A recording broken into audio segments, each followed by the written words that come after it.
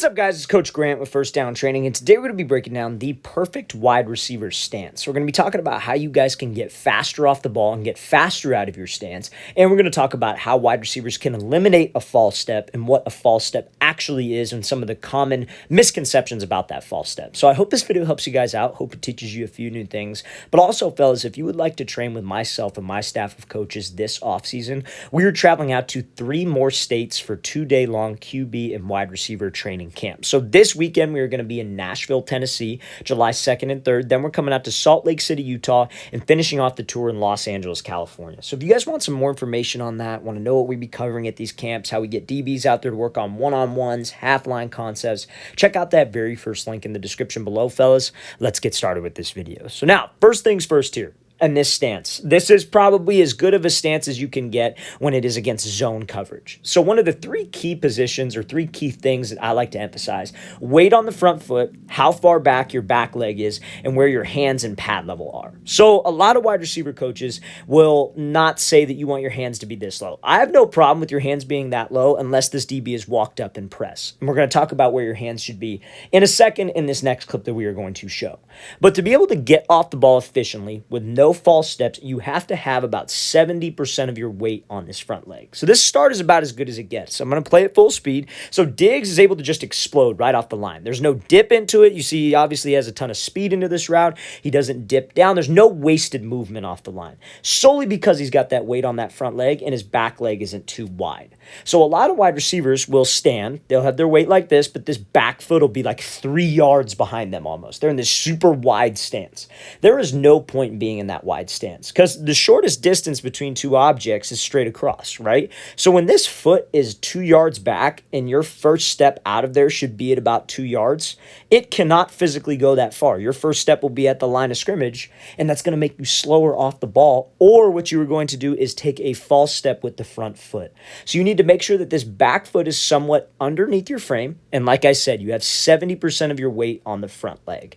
A good gauge that I tell my young wide receivers is that you want to try to have your knee over the middle part of your foot. If you could get that forward lean knee to the middle part of your foot and you're in a low pad level position, you are going to drive out. So notice how before I said that Diggs doesn't dip down. You see how he just kind of pivots off the front foot.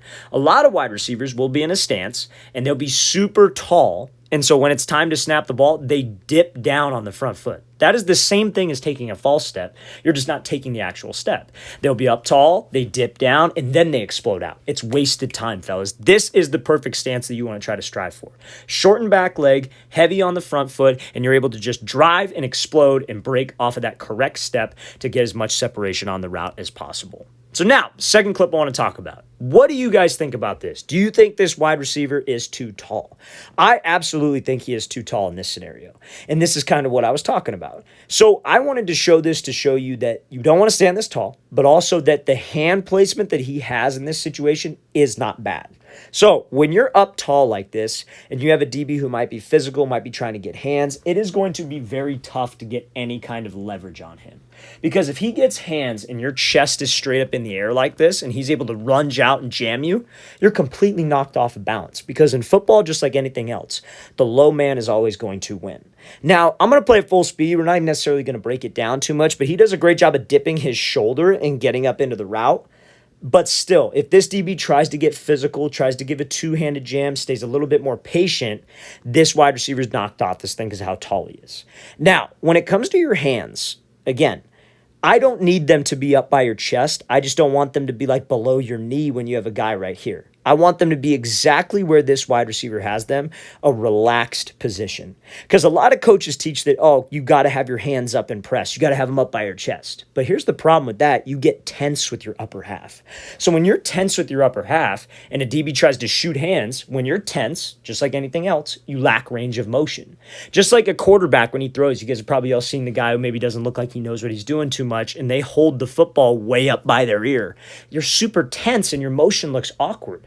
because you have no range of motion. Same thing with a wide receiver. If your hands are up by your chest, you have no range of motion. So you want to keep your hands nice in a relaxed, comfortable spot, ready to react whenever this DB comes at you. Because you see how he's here, he shoots a hand. This receiver is able to just dip the shoulder. He doesn't even need to worry about hand technique because he is relaxed. He could just dip and get up into the route. Not so much, okay, he shoots hands, I'm tense, I got to battle the hands. He could be quick, he could be sudden, but he has good range of motion. That is the main thing I want to stress across. So, fellas, two things. You don't want to be this tall. I would like you to be a little bit lower, more weight on the front leg, more of a forward lean with the pad level, but the hands need to be at this spot relaxed and ready to fire. Let's play this thing again, full speed one more time. Great job with that shoulder reduce and obviously being able to win on this fade, getting off of that jam.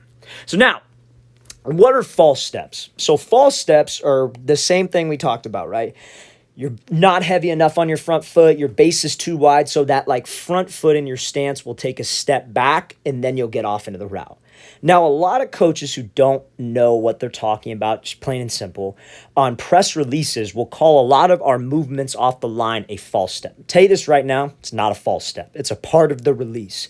You just can't have it carry over into a route against zone coverage when this DB is off. So this wide receiver here is using something called a kick step. So let's play at full speed. So he kicks behind, throws his hip out wide, and is able to get separation on that like wide step release. So let's talk about it, right? A lot of people say that that's a false step. That is not a false step, fellas. If you have a coach who's saying stop doing that with your press release, say yes, sir, then don't listen to him, because this is a great way to get explosion. When you kick behind like that, that is how you get power. That is how you load your hips up. So when you do take this release, you can throw your hip, throw your upper body, and actually sell vertical on the release. It helps you with explosion and it helps you with balance. Now, people will hate on this type of move and say, oh, well, when you kick behind, your feet are split, you're going to be off balance. It's not a long kick. It's not an over-exaggerated kick. It is literally a quick step behind your front foot to throw wide. I call it a kick step. Now, you see how he also on this, look at his front foot. You see how his front foot also moves, and he takes this little like prep step, as I like to call it. That is also not a false step.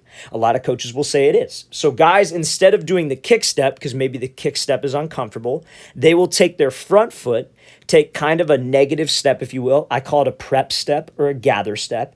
They'll take a step backwards and use that foot to generate momentum so they could push and throw their hip into the cut.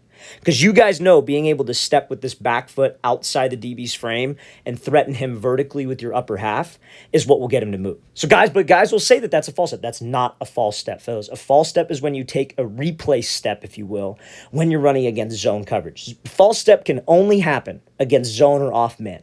Any kind of step that you take, a prep step, a kick step, and it's against press, that is not a false step. That is a part of the release, and you guys need to understand that. That's how you build explosion and quickness off the line. Okay, so that's how we get maybe a little bit quicker out of our stance against press. Let's watch the thing again, full speed one more time. Great example of the kick step and the benefit it can give you by selling fade in that one single step.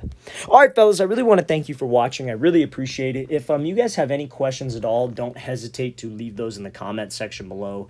Always appreciate the feedback. It's always great to hear from you guys as usual. And again, fellas, if you'd like to come out and train with us this off season, we are going to be in Nashville, Tennessee, Salt Lake City, Utah, and Los Angeles, California for 2-day-long QB and wide receiver camps. So check out that very first link in the description below if you're interested in attending, you guys. I'll see you next time.